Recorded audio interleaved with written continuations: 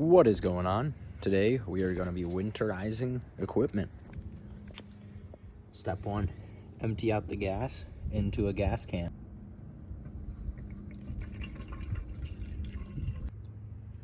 Step 2, push the primer bulb until you get the last of the gas out of the machine.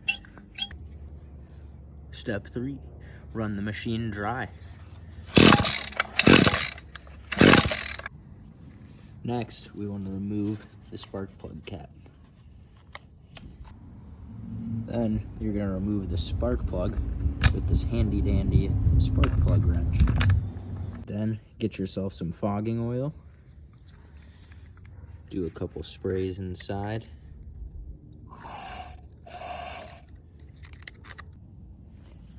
Before you put the spark plug